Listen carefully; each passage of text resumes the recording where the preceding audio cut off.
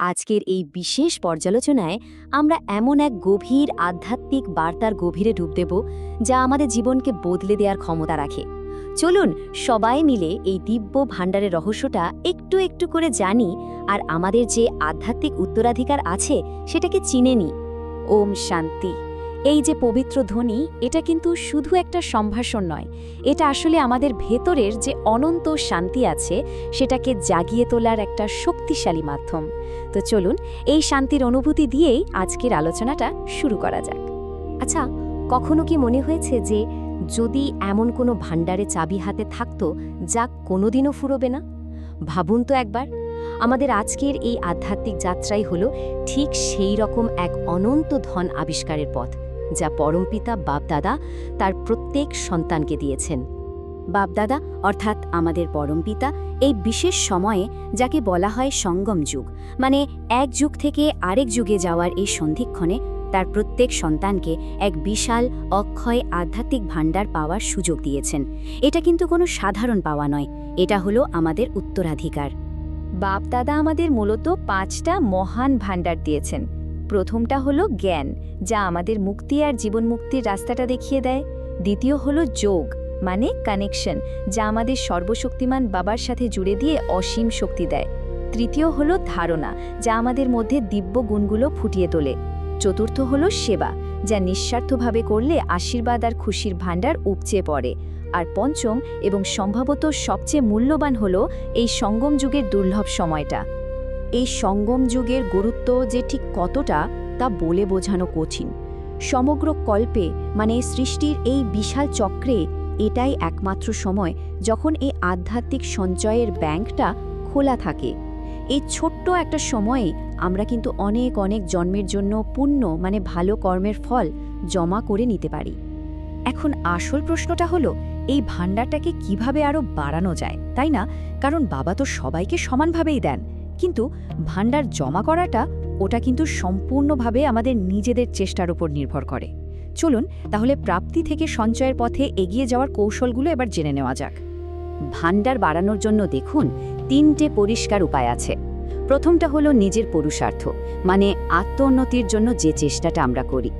দ্বিতীয়টা হলো নিজে সন্তুষ্ট থাকা আর অন্যদেরকেও সন্তুষ্ট করা, যা আমাদের জন্য আশীর্বাদ বয়ে আনে। আর 3 নম্বর হলো নিঃস্বার্থ সেবা, যা আমাদের খুশির ভাণ্ডারকে একেবারে কানায় কানায় পূর্ণ করে তোলে। এখানে একটা খুব সূক্ষ্ম কিন্তু ভীষণ গুরুত্বপূর্ণ বিষয় আমাদের বুঝতে হবে। শুধু জ্ঞান শোনা আর সেই জ্ঞানকে নিজের জীবনে ধারণ করা, এই দুটোর মধ্যে কিন্তু আকাশ পাতাল তফাৎ। আর এটাই হলো ভাণ্ডারটাকে সত্যি সত্যি নিজের করে তোলার আসল চাবিকাঠি। দেখুন, 2 ধরনের সন্তান হয়। একদল হলো শ্রোতা, যারা শুনেই খুব খুশি হয়ে যায় আর জ্ঞানের বর্ণনাও খুব সুন্দরভাবে করতে পারে। আর অন্য দল হলো তারা যারা জ্ঞানটাকে একেবারে নিজের মধ্যে নিয়ে নেয়, যাকে বলে সমাহিত করা। তারা শুধু শোনেই না, বরং যখন দরকার ঠিক সেই সময় জ্ঞানটাকে কাজে লাগিয়ে দেয় আর পরিস্থিতিটাই বদলে ফেলে। এরাই হয়ে ওঠে অনুভবের অধিকারী, আর এরাই কিন্তু তাদের আধ্যাত্মিক সম্পদের আসল মালিক। তো এখন নিজেদেরকেই প্রশ্ন করার সময় এসেছে, আমরা কোন খাতাটা ভরছি? শুধু শোনার খাতা, মানে শ্রোতার খাতা, নাকি মালিকের খাতা? আমরা কি জ্ঞানটাকে শুধু শুনেই যাচ্ছি, নাকি জীবনে কাজে লাগিয়ে অনুভবের ভাণ্ডারটাকেও বাড়াচ্ছি? যখন কোনো আত্মা আধ্যাত্মিক ভাণ্ডারের টইটম্বুর হয়ে যায় না, তখন তার লক্ষণগুলো কিন্তু বাইরে থেকেও স্পষ্ট বোঝা যায়। তাদের উপস্থিতিটাই যেন তাদের ভেতরের ঐশ্বর্যের কথা বলে দেয়। সেই পরিপূর্ণ আত্মার চোখে এক অদ্ভুত গভীর আধ্যাত্মিকতা ফুটে ওঠে, যা হয়তো ভাষায় প্রকাশ করা যায় না। তাদের দৃষ্টিতেই বোঝা যায় তাদের ভেতরের গভীর সংযোগ আর স্থিরতা। তাদের মুখে সবসময় একটা নির্মল হাসি আর সন্তুষ্টির ভাব লেগে থাকে। আর এই হাসিটা কিন্তু বাইরের কোনো পরিস্থিতি বা কিছু পাওয়ার উপর নির্ভর করে না, এটা আসে ভেতর থেকে। তাদের পরিপূর্ণতা থেকেই এর জন্ম। তাদের প্রত্যেকটা কাজে, প্রত্যেকটা আচরণে দিব্য গুণগুলো যেন ঠিকরে বেরোয়।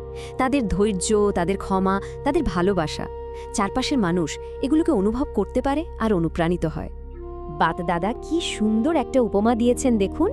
তিনি বলেছেন, তাদের মুখ আর আচরণ একটা ফুটে থাকা গোলাপ ফুলের মতো দেখায়।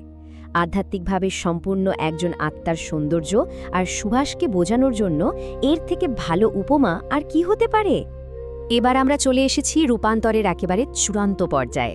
ব্রহ্মা বাবা, যিনি আমাদের এই পথের দিশারি, তিনি তার শেষ সময় আমাদের জন্য কিছু অমূল্য উপহার রেখে গেছেন। এই উপহারগুলো আমাদের দেবদূত বা ফারিস্তা স্বরূপকে, মানে এক হালকা আর পবিত্র অবস্থাকে ধারণ করতে সাহায্য করে। ব্রহ্মা বাবা আমাদের 3টে শক্তিশালী শব্দ উপহার দিয়ে গেছেন। নিরাকারী হয়ে মন দিয়ে সেবা করা, অর্থাৎ মনসা সেবা। নিরহংকারী হয়ে কথা দিয়ে সেবা, মানে বাচা সেবা। আর নির্বিকারী হয়ে কর্ম দিয়ে সেবা, অর্থাৎ কর্মণা সেবা। সেবার এই 3টে স্তর আমাদের আত্মাকে পবিত্র থেকে পবিত্রতর করে তোলে। একটা খুব কাজের অভ্যাস হলো নিজের 3টে স্বরূপের মধ্যে চেতনাকে ইচ্ছে মতো পরিবর্তন করা। কখনো আমরা ব্রাহ্মণ, মানে জ্ঞানের শিক্ষার্থী। কখনো আমরা ফারিস্তা, মানে হালকা আর সেবাকারী। আবার কখনো আমরা দেবতা, মানে দিব্যে গুণে ভরপুর। এই অভ্যাসটার মাধ্যমে আমরা সাক্ষী হয়ে নিজেকে দেখতে শিখি আর নিজের ওপর সম্পূর্ণ নিয়ন্ত্রণ আনতে পারি। তাহলে শেষ প্রশ্নটা কিন্তু আমাদের নিজেদের কাছে, আমরা কি বাবার সাথে হেঁটে এই বিশ্বকে পরিবর্তন করার জন্য প্রস্তুত? কারণ এই যাত্রাটা শুধু নিজের জন্য নয়, তাই না? এটা সমগ্র বিশ্বের কল্যাণের জন্য। নিজের ভেতরের এই অনন্ত ভাণ্ডারকে চিনে তাকে আরও বাড়িয়ে তুলে আমরা প্রত্যেকেই কিন্তু সেই পরিবর্তনের কাণ্ডারি হয়ে উঠতে পারি। ওম শান্তি।